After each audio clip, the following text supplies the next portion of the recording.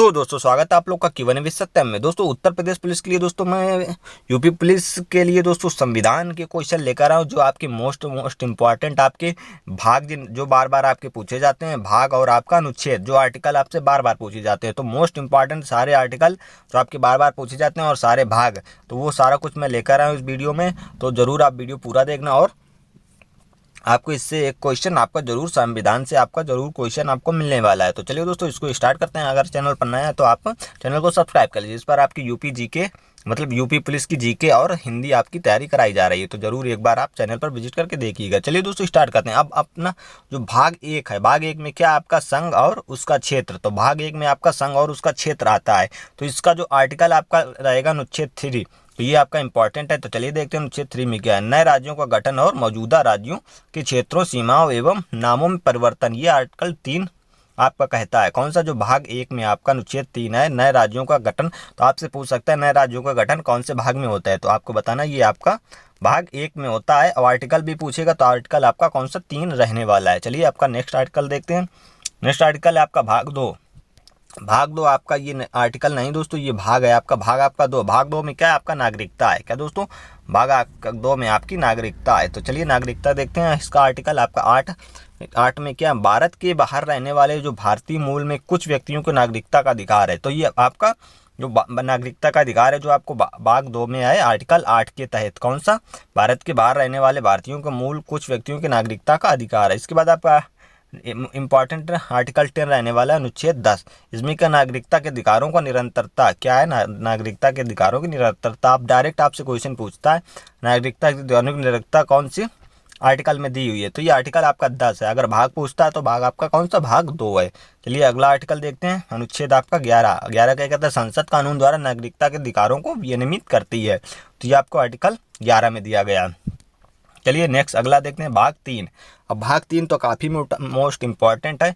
भाग 3, तो भाग 3 में क्या आपके मौलिक अधिकार है। मौलिक अधिकार आपके कहाँ से लिए गए हैं? ये आपके अमेरिका से लिए गए हैं। कहाँ से दोस्तों? अमेरिका से लिए गए मौलिक अधिकार। ये आपका काफ़ी मोस्ट इम्पॉर्टेंट है। तो ये देखते हैं अनुच्छेद 14, इसमें आर्टिकल 3 है मौलिक अधिकार। भाग 3 में आर्टिकल 14 में देखते हैं कानून की समझ समानता। तो मौलिक अधिकार में आपका क्या है? कानून की समझ समानता, कानून सब में समान है, कानून सबके लिए समान है।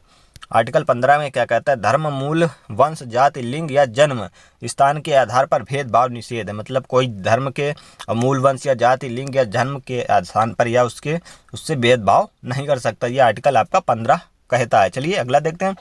आर्टिकल 16 क्या कहता है? लोक नियोजन के मामलों में अवसर की समानता। तो लोक नियोजन के मामलों में सभी को समान अवसर की समानता है। आपका 16 में भाग 3 में मौलिक अधिकार बोलता है। अगला देखते हैं आपका एक दोस्तों आर्टिकल 17 भी मोस्ट इम्पॉर्टेंट है। अस्पृश्यता से उन्मूलन, ये आपका आर्टिकल 17 कहता है। छुआछूत के बारे में आर्टिकल 17 ये आपका इम्पॉर्टेंट है, इसमें रखना भूल गया मैं। अगला देखते हैं ये अनुच्छेद 19, इसमें क्या निम्न स्वतंत्रता, जो स्वतंत्रता है आपका मिली है 19 के अकॉर्डिंग, इसमें आपकी क्या क्या स्वतंत्रताएं हैं। चलिए इसको देखते हैं। आपका क्या, भाषण और अभिव्यक्ति की स्वतंत्रता, शांतिपूर्ण सभा की स्वतंत्रता, आप कहीं भी शांतिपूर्ण सभा कर सकते हैं। और भाषण और अभिव्यक्ति की स्वतंत्रता ये भी आपको दी गई। संगठन की स्वतंत्रता, आप कोई भी संगठन बना सकते हैं। आंदोलन की भी स्वतंत्रता है, लेकिन निवास स्थान की भी स्वतंत्रता है। चलिए आप आंदोलन सावधानी पूर्वक मतलब शांतिपूर्वक आप आंदोलन कर सकते हैं। आपने देखे होंगे कई आंदोलन हुए, आपका किसान आंदोलन भी आपने अभी देखा होगा। तो ये आपका सारे आर्टिकल 19 के तहत आते हैं। इसमें आपके प्रेस की स्वतंत्रता का भी अधिकार है, 19A में, 19 का काम है। चलिए अगला देखते हैं अनुच्छेद 20। अनुच्छेद 20 क्या कहता है? अपराधों के लिए दोष सिद्ध के संबंध में संरक्षण, अपराधों के दोष सिद्ध के लिए संरक्षण, ये आपका आर्टिकल 20 कहता है। अनुच्छेद 32 संवैधानिक उपचारों का अधिकार, ये है आपका अनुच्छेद 32। अनुच्छेद 32 को जो बाबा साहब भीमराव अम्बेडकर ने संविधान की आत्मा कहा है। किसे दोस्तों? आर्टिकल 32 को संवैधानिक उपचार का अधिकार है। ये आपसे क्वेश्चन कई बार रिपीट हुआ है, ये क्वेश्चन कई बार आप पूछा गया है। तो चलिए अगला क्वेश्चन देखते हैं। अगला आपका भाग 4 है। भाग 4 में आपका क्या कहता है? नीति निर्देशक तत्व। कौन से? भाग 4 में आपके राज्य के नीति निर्देशक तत्व, ये आपके कहाँ से लिए गए? आपके ये आयरलैंड से लिए गए। कहाँ से? ये आपके आयरलैंड से लिए गए नीति निर्देशक तत्व, ये अभी आपको याद रखना है। तो आर्टिकल 39 कहता है नीति के कुछ सिद्धांतों का राज्य द्वारा पालन किया जाना चाहिए। तो राज्य के जो नीति निर्देशक हैं, जो कुछ नीति निर्देशक हैं, तो सिद्धांतों को राज्य के द्वारा पालन किया जाना चाहिए। तो जो कुछ नीति निर्देशक तत्व हैं तो उनको राज्य के द्वारा पालन उसका करना चाहिए, आर्टिकल 39 कहता है। अब आर्टिकल 41 क्या कहता है, कुछ मामलों में काम, शिक्षा और सार्वजनिक सहायता का भी अधिकार है। ये राज्य के नीति निर्देशक तत्व हैं, ये सारे अधिकार राज्य के हैं। आर्टिकल 43 क्या कहता है, श्रमिकों के लिए निर्बाह मजदूरी आदि, मतलब श्रमिकों के लिए मजदूरी की व्यवस्था ये कौन करेगा, राज्य करेगा। अगला देखते हैं अनुच्छेद 44, नागरिकों के लिए समान नागरिक संहिता, ये आपका यूसीसी, इसमें आपका अभी काफ़ी बवाल चल रहा था, ये आपका UCC union civil court service. चलिए अगला देखते हैं। अगला आपका पांचवा भाग क्या कहता है, संघ की कार्यकारिणी और संसद, क्या संघ की कार्यकारिणी संसद, तो इसमें क्या आपका आर्टिकल 72, इसमें आपका 72 है जो क्षमादान है, ये आपका क्षमादान कौन दे सकता है, ये आपके राष्ट्रपति दे सकते हैं कि ये क्षमादान आदि की और कुछ मामलों में सजा को निलंबित करने या हटाने कम करने की राष्ट्रपति की शक्ति है, इसमें 72 में है, ये राष्ट्रपति इतना कर सकता है, ये आपके आर्टिकल 72 कहता है। चलिए अगला देखते हैं। कुछ अनुच्छेद 80 क्या कहता है, राज्यों की परिषद की संरचना, क्या दोस्तों, राज्यों की परिषद की संरचना। इसके बाद आर्टिकल 82 कहता है प्रत्येक जनगणना के बाद पुनर्समायोजन, क्या दोस्तों, प्रत्येक जनगणना के बाद पुनर्समायोजन, ये आर्टिकल 82 कहता है। अलग देखते हैं 102 क्या कहता है, सदस्यताओं के लिए निरहरताएं, क्या सदस्यों के लिए निरहरताएं। अगला है अनुच्छेद 123, संसद के अवकाश के दौरान अध्यादेश जारी करने की राष्ट्रपति की शक्ति, तो 123 क्या है आपका, संसद के अवकाश के दौरान अध्यादेश जारी करने की राष्ट्रपति की शक्ति, अगर संसद का अवकाश चल रहा है तब भी ये क्या कहते हैं, राष्ट्रपति अध्यादेश जारी कर सकते हैं, किस आर्टिकल के तहत, 123 आर्टिकल के तहत। अगला देखते हैं 124, और 124 में आपका सर्वोच्च न्यायालय की स्थापना हुई है, ये भी इंपॉर्टेंट है, 124 में आपका क्या सुप्रीम कोर्ट है। चलिए अगला देखते हैं 125 क्या कहता है, न्यायाधीशों का वेतन, 125 में आपका न्यायाधीश हैं जो उनका वेतन है। अगला है 126, कार्यवाहक मुख्य न्यायाधीश की नियुक्ति है, जो कार्यवाहक रूप से मुख्य न्यायाधीश होती है उनकी नियुक्ति आर्टिकल 126 के तहत की जाती है। अगला आपका अनुच्छेद, इसकी दोस्तों अगर पीडीएफ चाहिए तो पीडीएफ भी आपको मिल जाएगी, डिस्क्रिप्शन में लिंक पड़ी है, तो उस चैनल को ज्वाइन कर लीजिएगा, वहाँ पे आपको इसकी पीडीएफ मिल जाएगी। अनुच्छेद 127 क्या कहता है, तदर्थ न्यायाधीशों की नियुक्ति, तो तदर्थ न्यायाधीशों की नियुक्ति भी होती है आर्टिकल 127 के तहत। अनुच्छेद 128, उच्चतम न्यायालयों की बैठक में सेवानिवृत्त न्यायाधीश की उपस्थिति, जो रिटायर हो जाते हैं तो उनकी न्यायाधीश में उपस्थिति होती है आर्टिकल 128 के तहत। 129 क्या कहता है, उच्चतम न्यायालय का अभिलेख न्यायालय होना, तो उच्चतम न्यायालय का एक अभिलेख न्यायालय होना, ये आपका आर्टिकल 129 कहता है। अनुच्छेद 136 क्या कहता है, उच्चतम न्यायालय में अपील के लिए विशेष अवकाश, उच्चतम न्यायालय के लिए अपील के लिए विशेष अवकाश होता है, वो आर्टिकल 136 के तहत। चलिए अगला देखते हैं। अनुच्छेद 137, उच्चतम न्यायालय द्वारा निर्णय या आदेशों की समीक्षा करना, ये आपका आर्टिकल जो है 137 कहता है। चलिए अगला देखते हैं। अगला आर्टिकल है आर्टिकल 141, भारत के सर्वोच्च न्यायालय का निर्णय सभी न्यायालयों पर बाध्यकारी होता है, तो भारत के सर्वोच्च न्यायालय जो आर्टिकल मतलब 141 में आर्टिकल, इसमें भारत जो निर्णय लेगा तो सभी न्यायालयों पर वो बाध्य होगा, ये आर्टिकल 141 कहता है। अनुच्छेद 148, भारत के नियंत्रक एवं महालेखा परीक्षक, इसमें आपका काय आ जाएगा, इसके तहत आपका एक भारत का नियंत्रक एवं महालेखा परीक्षक होता है जो कंप्यूटर ऑडिटर जनरल, इस समय कौन है, गिरीश चंद्र मुर्मू है। चलिए अगला क्वेश्चन देखते हैं। 139 के सीएजी के, ये आपका सीएजी है, क्या है इसके के कर्तव्य और इसकी शक्तियाँ, ये आपके शक्तियाँ है कैग की। चलिए अगला देखते हैं। अगला भाग 6, आपका भाग 6 में देखते हैं, भाग 6 में क्या आपके राज्य हैं। भाग 6 आर्टिकल 153 क्या कहता है, राज्य के राज्यपाल, आर्टिकल 153 में राज्य के राज्यपाल होंगे, या आर्टिकल 153 के तहत। 154 क्या कहता है, राज्यपाल की कार्यपालिका की शक्तियाँ 154 में आती हैं। अनुच्छेद 161 क्या कहता है, राज्यपाल की क्षमादान की शक्तियाँ, तो राज्यपाल के पास भी क्षमादान की शक्तियाँ हैं 161 के तहत। 165 राज्य के महाधिवक्ता, तो 165 राज्य के महाधिवक्ता होते हैं। आर्टिकल 213, अध्यादेश प्रख्यापित करने की राज्यपाल की शक्ति, कौन, ये अध्यादेश करता है जो राज्यपाल 213 के तहत करता है। अनुच्छेद 214, राज्यों के उच्च न्यायालय को गठन, तो 114 के तहत आपका उच्च न्यायालय और 124 के तहत आपकी सुप्रीम कोर्ट का गठन होता है, तो ये जरूर याद रखिएगा। चलिए अगला देखते हैं। अगला है अनुच्छेद 215, उच्च न्यायालयों का अभिलेख न्यायालय होना, तो ये भी आपका आर्टिकल 215 के तहत है। चलिए अगला देखते हैं।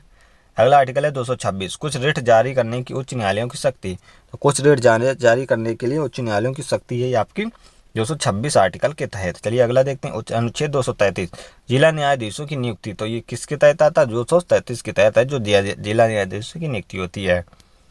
235 क्या कहता है, अधीनस्थ न्यायालयों पर नियंत्रण, तो ये 235 कहता है अधीनस्थ न्यायालय हैं जो उच्च न्यायालय के नीचे आते हैं, कोर्ट उन पर नियंत्रण। चलिए अगला देखते हैं। अगला भाग 9। अब भाग 9 में क्या आपका पंचायत है। क्या दोस्तों, भाग 9 में आपका पंचायत है। चलिए अगला देखते हैं। अनुच्छेद 243 में क्या ग्राम सभा है, और अनुच्छेद 243 में पंचायतों का गठन है। ये आपको याद रखना है। चलिए अगला भाग देखते हैं। अगला भाग है 12। भाग 12 में क्या वित्त, संपत्ति, अनुबंध और छूट, क्या आपके 12 में है। भाग 12 में अनुच्छेद 266 संचित निधि और लोक लेखा निधि, ये आपका आर्टिकल 266 में। 267 में क्या भारत की आकस्मिक निधि, इसमें क्या आकस्मिकता निधि है। अगला देखते हैं 286 वित्त आयोग। वित्त आयोग इस समय आपके कौन है, निर्मला सीतारमण है। कौन दोस्तों, निर्मला सीतारमण है, ये याद रखना। वित्त आयोग। अनुच्छेद 280 अनुच्छेद 301 संपत्ति का अधिकार। तो ये दोस्तों अब संपत्ति का अधिकार ये आपका है किसमें, 300A में है। चलिए अगला क्वेश्चन देखते हैं। अगला क्वेश्चन है भाग 14। भाग 14 है केंद्र और राज्यों के तहत सेवाएं। क्या दोस्तों, 14 में केंद्र और राज्यों के तहत सेवाएं। आर्टिकल 312 में अखिल भारतीय सेवा। अगला 315 में क्या आपका संघ और राज्यों के लिए लोक सेवा आयोग है, आर्टिकल 315 में। अगला देखते हैं 320 लोक सेवा आयोग के कार्य। 320 में क्या लोक सेवा आयोग के कार्य हैं। चलिए अगला 14A न्यायाधिकरण। क्या दोस्तों, न्यायाधिकरण है, भाग 14A में है। भाग 14A में है न्यायाधिकरण। इसके बाद आपका 323 आर्टिकल आपका आता है 323 प्रशासनिक न्यायाधिकरण, इसमें आता है 323A में। अगला देखते हैं 15। भाग 15 क्या है। भाग 15 में चुनाव है। क्या दोस्तों, भाग 15 में चुनाव, इसके तहत आपके चुनाव होते हैं। भाग 15 अनुच्छेद 324 क्या कहता है, निर्वाचन आयोग निर्वाचनों का जो अधीक्षण, निर्देशन और नियंत्रण निर्वाचन आयोग में निहित होता है। किसमें दोस्तों, आर्टिकल 324 में आपको निर्वाचन आयोग होता है। 325 क्या कहता है, धर्म, मूलवंश, जाति या लिंग के आधार पर किसी भी व्यक्ति को किसी विशेष मतदाता सूची में शामिल होने का दावा करने के लिए अपात्र नहीं होना है। ये आर्टिकल आपका 325 कहता है। चलिए अगला 326 क्या कहता है, लोगों के सदन और राज्यों की विधानसभाओं को चुनाव वयस्क मताधिकार के आधार पर होंगे। वयस्क मताधिकार के आधार पर होंगे, ये आपका आर्टिकल 326 कहता है। चलिए अगला आर्टिकल देखते हैं। अगला भाग आपका राजभाषा। तो आपके भाग 17 में क्या है, राजभाषाएं हैं। ये जरूर याद रखना, काफ़ी मोस्ट इंपॉर्टेंट आर्टिकल है। तो इसमें अनुच्छेद 347 क्या कहता है, संघ राज्य की भाषाएं। क्या दोस्तों, संघ राज्य की भाषा राजभाषाएं हैं, ये आपके आर्टिकल 343 में, अनुच्छेद 343। अब 345 में क्या किसी राजभाषा की राज्य भाषाएं। क्या किसी राज्य की राजभाषा या भाषाएं, ये आपकी आर्टिकल 345 में है। चलिए अगला है 348 उच्चतम न्यायालय और उच्च न्यायालयों में प्रयोग की जाने वाली भाषाएं। ये आर्टिकल 348 में आएंगी आपकी, उच्चतम न्यायालय और उच्च न्यायालयों पर प्रयोग की जाने वाली भाषाएं। 351 हिंदी भाषाओं के निर्देश, क्या विकास के लिए निर्देश हैं। चलिए आर्टिकल 18 अब आपका आपात स्थिति, जब आपात स्थिति लगती है तो ये भाग 18 में इसके लिए दिया गया है। तो भाग 18 में 352 का आपका जो आपातकाल है, आपातकाल की उद्घोषणा जो राष्ट्रपति आपातकाल लगाया जाता है 352 के तहत। इसके बाद आपका राज्य आपातकाल, ये राष्ट्रपति शासन होता है, ये आपका लगता है राष्ट्रपति शासन 356 के तहत। इसके बाद आपका वित्तीय आपातकाल 360 के तहत आता है, ये आपका एक बार भी अभी तक नहीं लगा है। चलिए अगला क्वेश्चन देखते हैं, भारतीय संविधान का संशोधन। तो जो भारतीय संविधान में संशोधन होता है ये आपका 368 के तहत होता है। संविधान में संशोधन की ये आपकी 368 के तहत होता है। अभी तक दोस्तों 448 आर्टिकल इस समय हैं किसमें दोस्तों, संविधान में 448 आर्टिकल हैं आपके संविधान में। मूल संविधान में आपके 395 आर्टिकल थे और आपकी 8 अनुसूचियाँ थी और आपके भाग आपके 22 थे दोस्तों। कितने भाग, 22 थे, लेकिन अब प्रेजेंट में आपके भाग आपके कितने हैं, 25 हैं। उसके बाद आपकी 12 अनुसूचियाँ और 448 आपके आर्टिकल हैं और 105 आपके संविधान संशोधन हो चुके हैं। चलिए दोस्तों वीडियो में इतना ही था। आप बाकी सारे मोस्ट इंपॉर्टेंट इनको याद कर लिए, इनमें से आपका एक क्वेश्चन जरूर आपकी यूपी पुलिस में पूछा जाएगा। तो चलिए दोस्तों वीडियो पसंद आए तो वीडियो को लाइक करने और अपने दोस्तों के साथ शेयर करें। यहाँ पर आपका टेस्ट आ रहा होगा, उस टेस्ट को जरूर दीजिए। मिलते हैं नेक्स्ट वीडियो में। जय हिंद, वंदे मातरम।